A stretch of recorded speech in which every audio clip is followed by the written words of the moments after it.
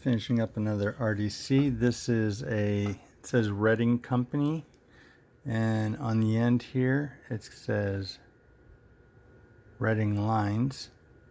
I already have a pair of these, so it's nice to have a third one. My other pair is a power unit with a dummy unit. Here is my motor. You can see the blackness on the commutator. I did clean this motor up, but maybe the alcohol is causing that to pick up a lot of dirt right away, so I need to do some wiping. I usually clean my commutators. My commutators are usually cleaned with this fiberglass pencil, which I've shown several times before. I had to get 2 new mounts for the motor here, and those I got off eBay. And where is the case for it? Here's the case. Here's the package for it.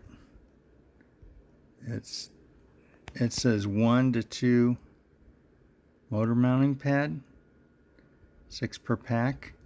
Now that 1/2, what that means is there's 1 tab down here in the center and 2 tabs at the top for hooking on the motor. Let me show you the bottom. There you go.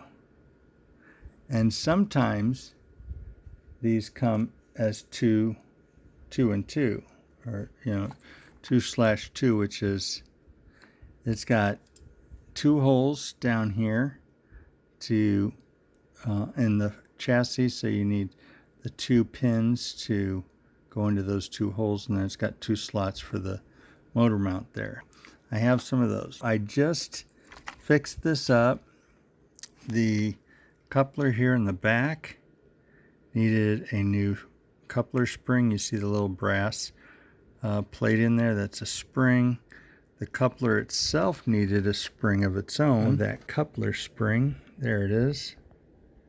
That tiny spring down there. I had to replace these drive bands, needed replacing here, here, here, and here. And I get my drive bands from scalerailroader.com.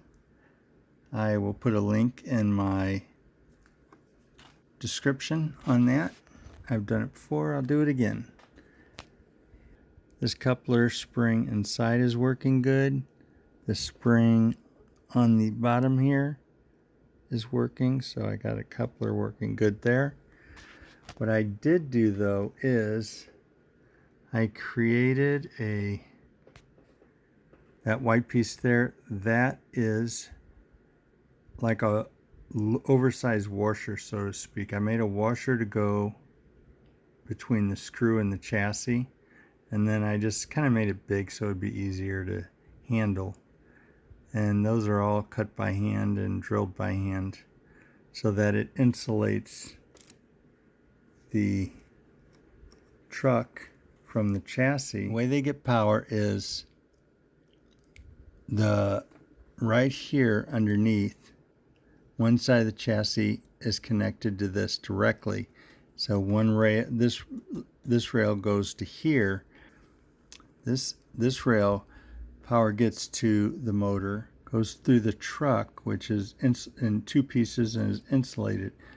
Goes into this rod. This rod connects to this plate. We got power going through this side of the motor and through this side of the motor, and it's coming in from both sides. So I've got basically 8 wheels of contact with the track. 2, 4, 6, 8 wheels making contact with the track. So I have 8 wheels of traction, 8 wheels of electrical conductivity, and the drive shaft with these drive bands drive the trucks. And these are old Athearn units, but it's the newer of the old Athearn units, because the motor is a newer motor. These are very common motors on a lot of Bachmann trains and the Athearns. So let me do a quick test of this. Wow, can you hear that? Not really? Yeah, that thing is so quiet.